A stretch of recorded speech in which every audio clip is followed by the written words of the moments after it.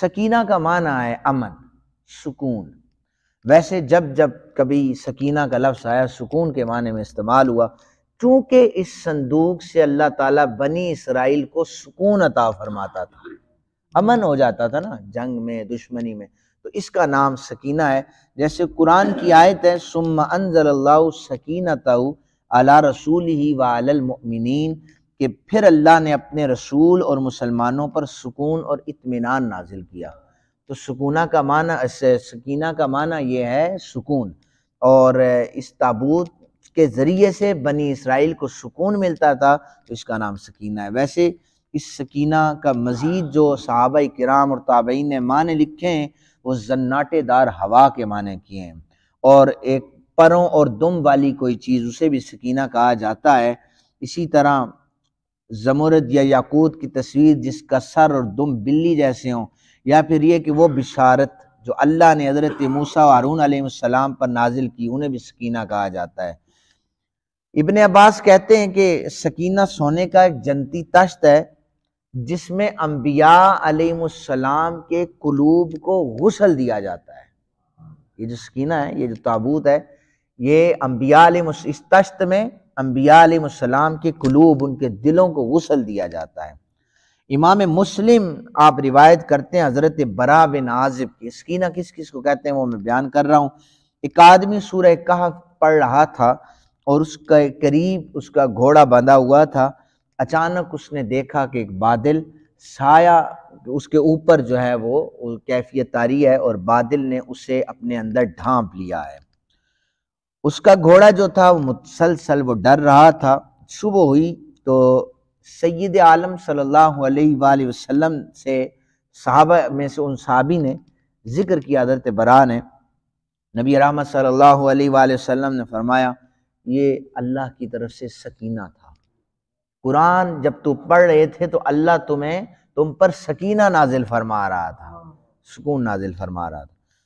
امام مسلم نے دوسری روایت کو نقل کیا اسید بن عزیر کے حوالے سے، اپنے استبل میں گھوڑوں کے درمیان، استبل جہاں پر گھوڑے باندھے جاتے ہیں وہاں پر قرآن کی تلاوت کر رہے تھے، اچانک گھوڑا اچھلنے لگا۔ خوف یہ ہوا کہ کہیں میرے بیٹے یحییٰ کو گھوڑا کچل نہ دے، یہ خوف ہوا۔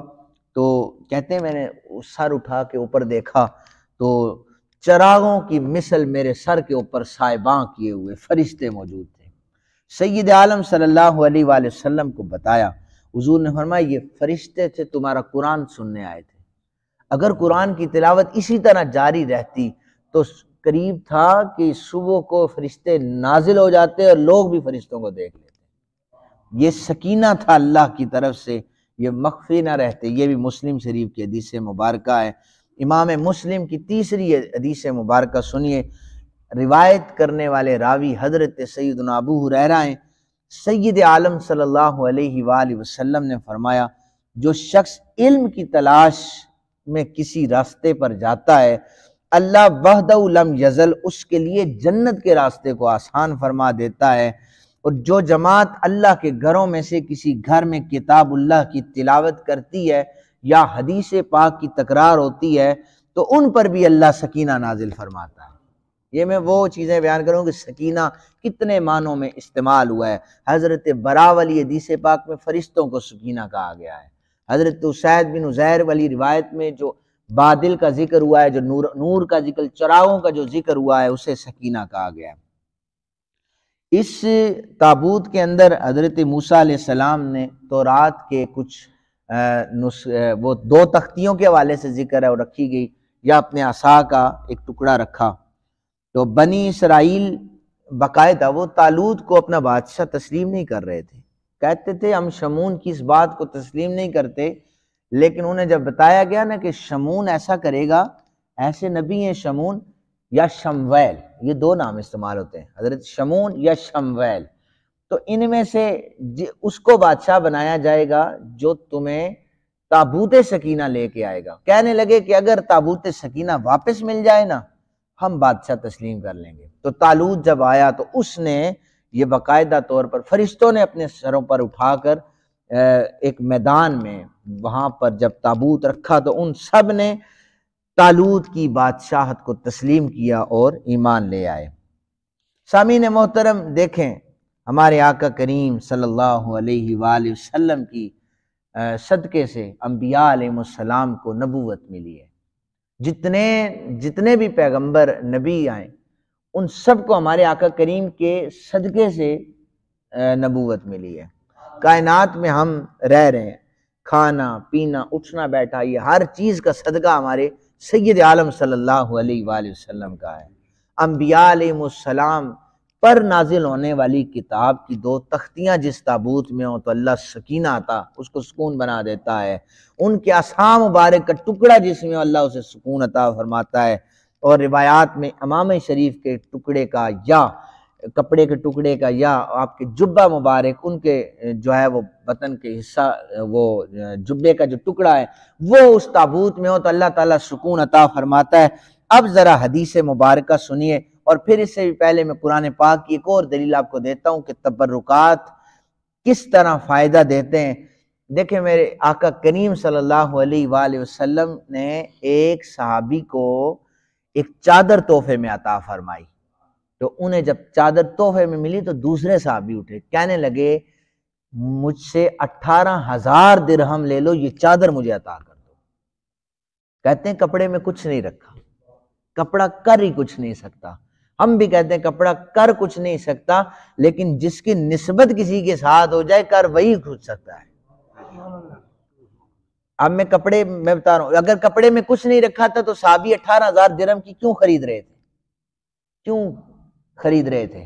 اچھا، اگر کپڑے میں کچھ نہیں رکھا تھا تو اب میں قرآن پاک میں سورہ یوسف کی آیت پڑھوں، اذهبوا بقمیصی ھذا فالقوہ علی وجہ ابی یاتی بصیرا۔ حضرت یوسف علیہ السلام کی قمیض مبارک حضرت یعقوب علیہ السلام کی آنکھوں پر رکھی گئی، اللہ تعالیٰ نے بینائی کو لوٹا دیا۔ قرآن تو کہتا ہے میری یہ قمیض لے جاؤ، میرے باپ کے چہرے پر ڈال دو، اللہ ان کی آنکھیں روشن ہو جائیں گی۔ ہمیں تو حدیث میں بھی پتا چلا۔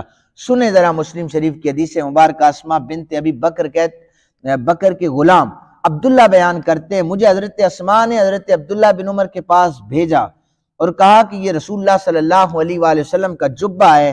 انہوں نے ایک تیالسی کسروانی جبہ نکالا جس کی آستینوں اور گریبانوں پر ریشم کے نقش و نگار بنے ہوئے تھے۔ حضرت اسماء نے کہا یہ جبہ حضرت عائشہ کی وفات تک حضرت عائشہ کے پاس رہا، ان کی وفات کے بعد میں نے اس کو اپنے قبضے میں لے لیا۔ اور نبی اکرم صلی اللہ علیہ وآلہ وسلم اس جبہ مبارک کو زیب تن فرمایا کرتے تھے۔ حضرت اسماء کہتی ہیں کہ پھر ہم ایسا کرتے، اس جبے کو دھوتے، کوئی بیمار آتا اس جبے کو جس پانی میں دھوتے تھے وہ پانی پلاتے، اللہ شفا دے دیا کرتا۔ دوسری حدیث مبارکہ امام بخاری نے اس کو نقل کیا ہے، صحیح بخاری شریف کی جلد نمبر 2 میں حضرت عثمان بن عبداللہ بن موہب بیان کرتے ہیں، مجھے میرے گھر والوں نے ام المومنین ام سلمہ رضی اللہ تعالی عنہا کے پاس ایک پانی کا پیالہ دے کر بھیجا۔ ان کے پاس نبی رحمت صلی اللہ علیہ وآلہ وسلم کے موئے مبارک تھے، بال مبارک تھے، وہ ان کے پاس تھے۔ تو ام سلمہ کہتی ہیں کہ جب کوئی بیمار ہوتا وہ پانی لے کے آتا، حضور کے بال مبارک اس میں ڈبو کر نکال دیتے، وہ پانی پیتے، اللہ تب بھی شفا عطا فرما دیتا۔ ابن حجر اسقلانی نے فتح الباری میں لکھا ہے کہ حضرت ام سلمہ کسی بھی بیماری کوئی بھی مریض آ جاتا تو یہ بال مبارک اس میں ڈبوتی تو اللہ تعالیٰ فتح عطا فرما دیتا۔ جنگ یرموک کا واقعہ میں نے پرسوں آپ کو پہلے سنایا ہے، حضرت خالد بن ولید کے امامہ شریف میں نبی رحمت صلی اللہ علیہ وآلہ وسلم کے 2 بال مبارک تھے۔ دیکھیں یہ تو چیزیں تبرکات آقا کریم صلی اللہ علیہ وآلہ وسلم، میں نے اسی لیے عرض کیا ہے کہ جن کے صدقے سے نبوت ملی ہے ان کا اگر عالم یہ ہے کہ ان کے جسم سے لگنے والے کسی کپڑے یا کسی عصا کا ٹکڑا موجود ہو تو اللہ اسے سکینہ کہتا ہے، سید عالم صلی اللہ علیہ وآلہ وسلم کا عالم کیا ہوگا۔